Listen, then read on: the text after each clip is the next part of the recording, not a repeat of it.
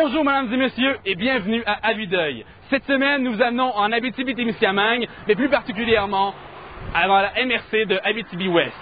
Près de 23 000 habitants au beau milieu de la nature. Si vous avez passé par Lassar dans les derniers temps, vous avez sûrement remarqué que c'est un des lieux des plus florissants. Mais je vous conseille d'aller voir les gens de l'endroit, ils vous diront que c'est un des endroits les plus agréables à vivre.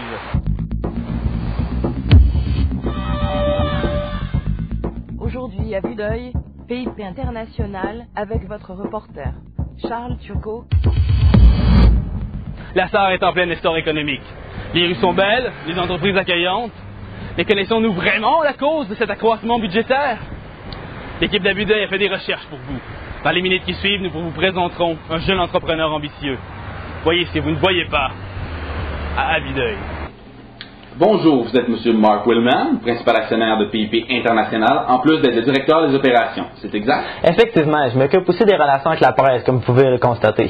Si je peux me le permettre, si la ville de Lassar va si bien par les temps qui courent, c'est un peu grâce à vous. En grande partie, car nous investissons des millions et des millions dans cette ville. Ceci a été possible grâce au fait qu'on est maintenant rendu une des plus grandes entreprises de pornographie dans ce monde. Ce qui est étrange, c'est qu'il y a encore des gens dans la MRC d'Abitibi-Ouest qui ne connaissent pas votre existence et qui ne savent donc pas que vous travaillez dans le film érotique. Que diriez-vous à ces gens pour vous présenter? C'est sûr qu'on irait avec la franchise. Un sujet comme un film érotique, c'est pas toujours évident, mais nous donnons des films de qualité et nos films sont distribués respectueusement. Une question qui chicote un peu tout le monde dans la population. Pourquoi avoir choisi Lassar au lieu de Hollywood, Los Angeles ou Paris? C'est une très bonne question, mais c'est vraiment le fait d'avoir l'acharnement du conseil municipal qui nous a aidé d'avoir une levée sur les taxes, une exemption d'impôts. Donc ça a beaucoup pesé sur la balance. Avec l'arrivée de la compagnie PIP internationale, ça nous a permis de s'assurer d'un avenir meilleur et plus intéressant. Maintenant, c'est en pensant à nos enfants qu'on a décidé de donner le privilège à cette compagnie-là de venir s'établir chez nous. Et aussi, ça permet au conseil de ville de voter en faveur d'une belle entreprise qui vient s'établir chez nous et qui est rentable pour la région d'Abitibi-Ouest. Maintenant, vu cet environnement avec cette entreprise-là qui est en expansion, ça devient intéressant pour toute la société d'en profiter et si on avait investi encore dans l'agroalimentaire et le domaine minier, nous pensons que nous n'aurions pas fait plus d'argent. Fait qu'avec cette entreprise-là, nous sommes assurés de la rentabilité pour toute notre région. Sachant que 35% de l'argent de la planète passe par l'industrie pornographique, il est donc judicieux de faire confiance à cette entreprise.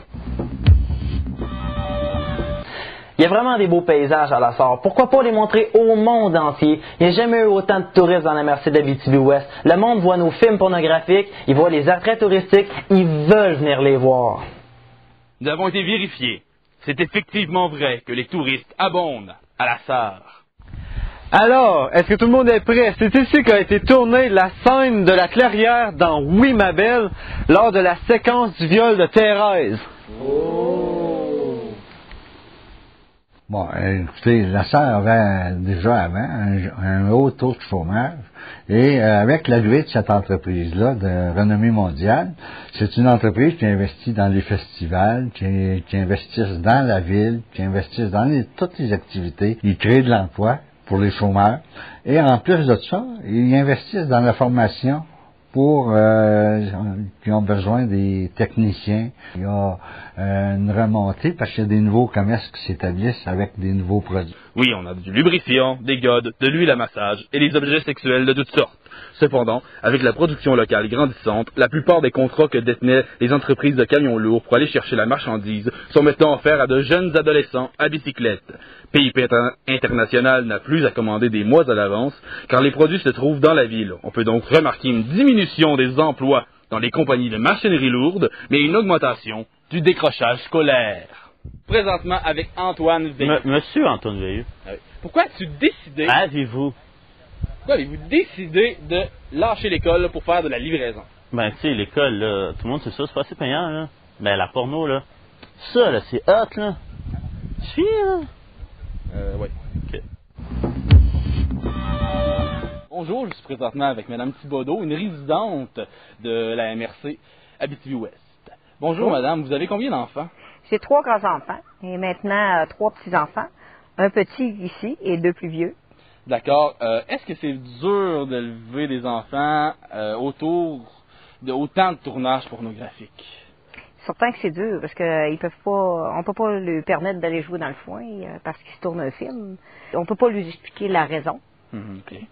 Mais ce qui compte cette année, c'est que ça fait baisser les taxes. Tout simplement, il faut surveiller nos enfants pour pas qu'ils jouent dans le champ. Alors, c'est sous ce pont couvert que sera tourné dans quelques mois La débauche des 7 étoiles 3, qui est un film très important et très attendu de tous ses fans, puisque c'est à ce moment-là que le personnage principal découvrira que Yoda n'est pas qu'un vieux Jedi dégueulasse, mais une jeune et jolie nymphomane asiatique qui n'attend que de se faire pénétrer par la force. Pourquoi vous avoir lancé dans l'industrie du film érotique? Quand j'étais adolescent, je me misais à fumer des films d'action, avec une coupe de balles dans la tête, beaucoup de sang, puis quelques effets spéciaux faits maison. Mais je me suis rendu compte que filmer des films nus intéressait beaucoup plus mes amis. Donc j'ai filmé une couple de mes voisines à leur insu, ce qui a fait que maintenant on est rendu avec PIP International. Je me trouve présentement avec un monsieur qui reste derrière le plus grand lieu de tournage pornographique. Oui, c'est l'autre bord du lac ici. D'accord. Est-ce que vous avez ressenti des désagréments depuis l'arrivée de la compagnie?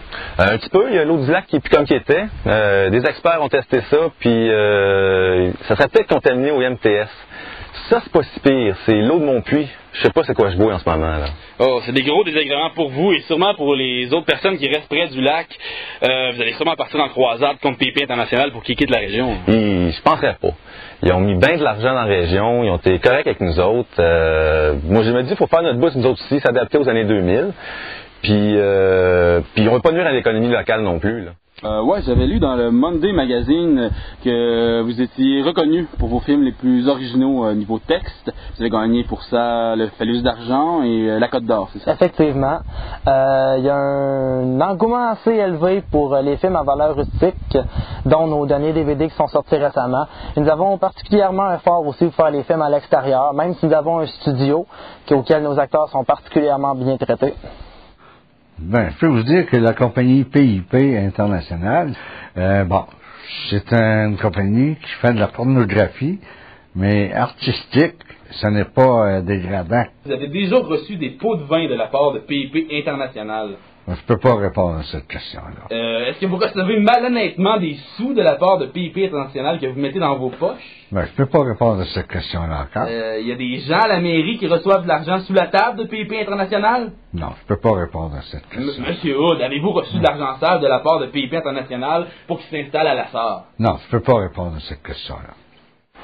Alors, c'est ici qu'a été tournée la scène de la photocopieuse lors du remake d'un film autrichien, Fonctionnaire en plein air, lors de la scène où Anne se fait surprendre par la découverte d'un plaisir refoulé de faire toutes les positions du Kama Sutra en temps record devant les yeux ébahis des juges du record Guinness. Ah oui!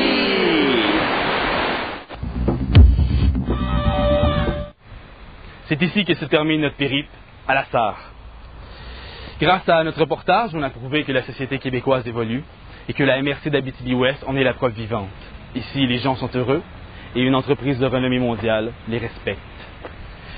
Si la tendance se maintient, ici on parle de district indépendant, sans dette, et probablement que la plupart des gens n'ont plus à travailler. À vue d'œil, cette semaine, c'est le récit d'un endroit où tout va bien. La semaine prochaine, dans le prochain reportage, on se dirige à Rimouski, rencontrer un entrepreneur minier, soupçonné d'exploiter les nains roux. Pourquoi cette sorte de nains? Sont-ils moins chers à nourrir? Sont-ils plus productifs? La réponse la semaine prochaine.